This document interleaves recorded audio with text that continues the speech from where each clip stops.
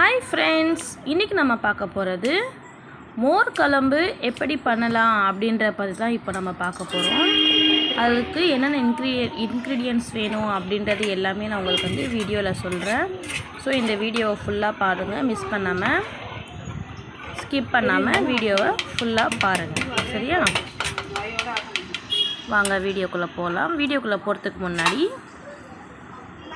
this video sponsored by BuyMode e-shopping. இந்த ஆப்பில் பார்த்தீங்கன்னா ஃப்ரெண்ட்ஸ், வீட்டுக்கு உபயோகமான எல்லா பொருட்களுமே வந்து இந்த ஆப்பில் இருக்குது. இது வந்து இந்த அமேசான், ஃப்ளிப்கார்ட் மாதிரி தான் இந்த ஆப்பும். இந்த ஆப்பில் வந்து நம்ம ஆன்லைன்லேயே நம்ம வந்து இன்ஸ்டால் பண்ணி ஆன்லைன்லேயே நம்ம வந்து மொபைல்லேயே எல்லாமே பண்ணிக்கலாம். இதுக்கான லிங்க் வந்து டிஸ்கிரிப்ஷனில் வச்சுருக்கேன், செக் பண்ணி பாருங்கள் ஃப்ரெண்ட்ஸ். ப்ராடக்ட் வந்து ரொம்ப சேஃப்டியாகவே நமக்கு வந்து சேருது. ஸோ சூப்பராக இருக்குது இந்த ஆப், யூஸ் பண்ணுங்கள். வாங்க வீடியோக்குள்ளே போகலாம். ஃபஸ்ட்டு வந்து பார்த்திங்கன்னா தோரம் பருப்பு ஒரு கைப்பிடி அளவு, சீரகம், பச்சை மிளகா, அரிசி, இது எல்லாமே நாலுமே போட்டு கொஞ்சம் ஊற வச்சுடுங்க. 2-3 தடவை வாஷ் பண்ணிவிட்டு, அப்புறம் வந்து தயிர் வந்து ஜாரில் போட்டு கொஞ்சம் அரைச்சி வச்சுடுங்க. அதுக்கப்புறம் வந்து கடாயை வச்சுக்கோங்க. கடாயில் எண்ணெய் போட்டு கொஞ்சோண்டு கடுகு, அப்புறம் வந்து ஜீரகம், இங்கே பாருங்கள், ஜீரகம் கடுகு போட்டுட்டு கொஞ்சம் சூடான உடனே நல்லா பட்டுன்னு சவுண்டு வரும். வெடித்ததுக்கப்புறம் ஜீரகம் போடுங்க. இது ரெண்டுமே போட்டுட்டு, ஜீரகம் போட்டுட்டு ரெண்டுமே வந்து கொஞ்சம் நல்லா சிகப்பாக ஆன உடனே காஞ்ச மிளகா இருக்குது இல்லையா, அதை கிள்ளி போடுங்க. ஒரு 4 காஞ்ச மிளகா, 4 காஞ்ச மிளகாவை போடுங்க. 4 காஞ்ச மிளகாவை கிள்ளி போடுங்க. இது கொஞ்சம் நல்லா சூடான உடனே என்ன பண்ணுறீங்கன்னா, இப்போது கருவேப்பிலை போட்டுட்டு, இப்போ நம்ம அரைச்சி வச்சுருக்கோம் இல்லையா ஃப்ரெண்ட்ஸ் மசாலா, அந்த தோரம் பருப்பு, அப்புறம் வந்து இந்த அரிசி எல்லாம் போட்டு அரைச்சி வச்சுருக்கோம், ஊற வைக்க சொன்னோம் இல்லையா, அதை வந்து அரைச்சிடுங்க.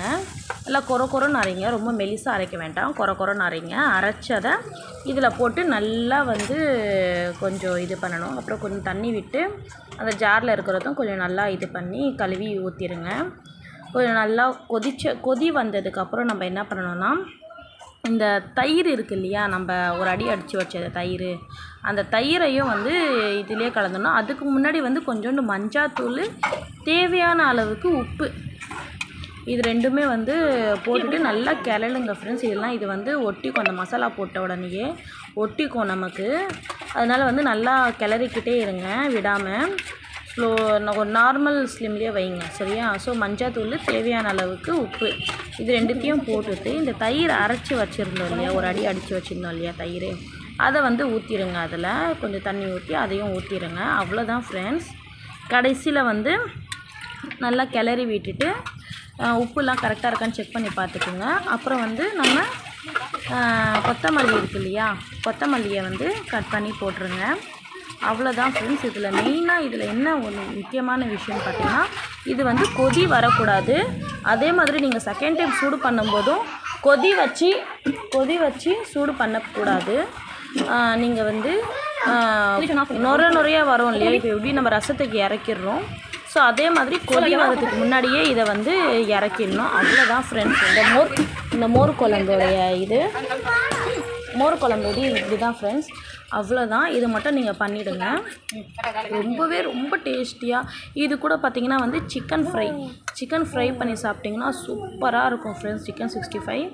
ஸோ காம்பினேஷன் ரொம்பவே சூப்பராக இருக்கும். நீங்கள் வந்து ட்ரை பண்ணி பாருங்கள் வீட்டில். சிம்பிளி ஒர்க்கு தான், கொஞ்சம் நேரத்தில் முடிஞ்சிடும். நமக்கு பொருளும் வந்து நமக்கு வீட்டில் இருக்கிற பொருள் தான் எல்லாமே, ரொம்ப அதிகமான இன்க்ரீடியன்ஸும் இல்லை நமக்கு.